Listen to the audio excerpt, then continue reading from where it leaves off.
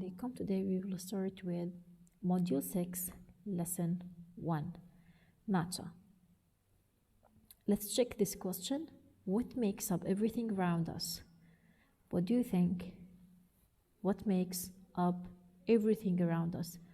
This is the main questions in our lesson, and we will solve it at the end of the lecture. Let's start with the new vocabulary.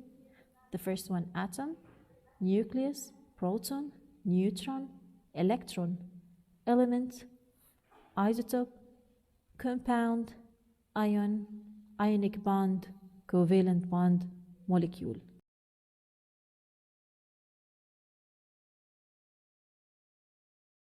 This is the main vocabulary for our lesson. What do you mean by substance? Substance, the form of matter that has a uniform and unchanging composition. This is one of the main vocabulary. Let's start with the atoms. Matter is everything that has mass and takes up space. Again, matter is anything that has mass and takes up space. Atoms are the building blocks of matter. So, the building blocks for matter is atom. Let's check the structure of an atom.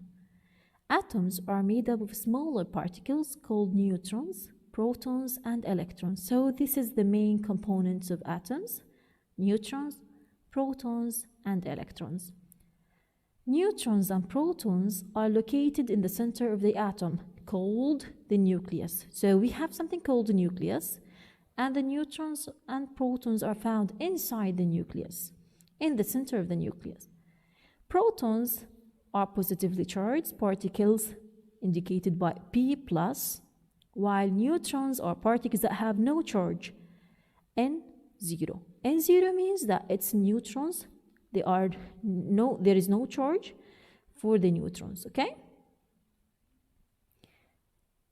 There is also electrons, which are negatively charged particles indicated by E-.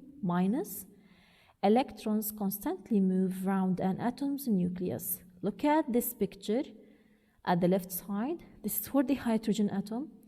For the hydrogen atom, you can find in the nucleus 1 proton, 0 neutrons, and you can find outside 1 electron, which is negatively charged.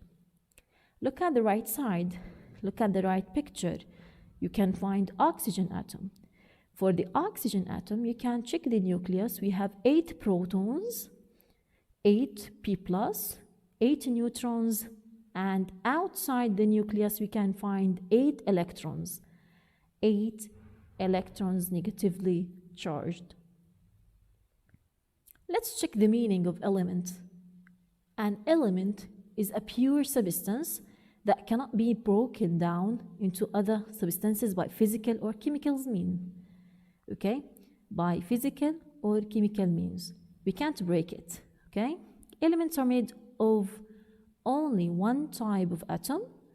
There are over 100 known elements, 92 of which occur naturally. Each element has a unique name and symbol. The periodic table of the element. We will check the periodic table. In the periodic table, we can find rows and columns. The horizontal rows are called periods. So each time we check the periods, we mean the row. The vertical columns are called groups. So when we check the periodic table, you will see columns. These are groups, okay? Elements in the same group have similar chemical and physical properties. So in each column, you find similar chemical and physical properties for the same group members or group elements. Look at this periodic table. Look at the left side, number 1, column number 1, column number 2, and we have 3, 4 till column number 18. Column number 1, which is group number 1, column number 2, group number 2, and look at column number 13, 14, 15. For column 13, it's group number 3, column 14, group number 4, column 16 and 15, also they carry different group numbers. Look at the key for the periodic table. We have the blue structure or blue cube indicate the metals, while the green color metalloids, yellow one represents non-metal. Okay, so the color of the elements in the periodic table indicate different things. So blue again metal, green metalloids, and the last one, which is the yellow non-metal. Look at the one that is indicated in the middle, hydrogen. For the hydrogen, you can see in the periodic table different information. On the left upper side, you can find atomic number. The lower part, you can find atomic mass, and you can find the name of the element in the bottom, while the symbol, you can find it in the right top part. Okay, so we will find every information that we need inside the periodic table. There is something called isotopes. Isotopes in nature, they are atoms of the same element that have the same number of protons and electrons, but that have a different number of neutrons, and we call them isotopes. As an examples of isotopes, we have carbon-12, carbon-13, carbon-14. Again, isotopes, they have the same number of proton and electrons, and they differ by the number of neutrons. Okay, so for carbon-12, we have the number of neutrons is 6. Carbon-13, the number of neutrons equals 7, and the carbon number 14, it contains 8 neutrons. So the difference here in the number of neutrons in the isotopes. Okay, don't miss this information, it's really important. You have to know that the isotopes differ by the number of neutrons, and they carry the same number of protons and electrons. And always you will see the symbol for these isotopes followed by the number. So C12, C13, C14. C14 means that it's isotope carbon-14 that carry 8 neutrons, not 6, okay? We have something called radioactive isotopes. So we need to memorize the meaning of isotopes, and we need to memorize the difference between isotopes and normal elements, and because of the radioactivity. Radioactive isotopes changing in the number of the neutrons in an atom doesn't affect the charge, but it does affect the stability of the element. When a nucleus breaks apart, it gives off radiation that can be detected and used for many applications. Isotopes that give off radiations are called radioactive isotopes. In biology, we use the isotopes in many locations or many applications. We use the radioactive isotopes in many applications like DNA fingerprinting. We can use it in southern plotting, northern plotting.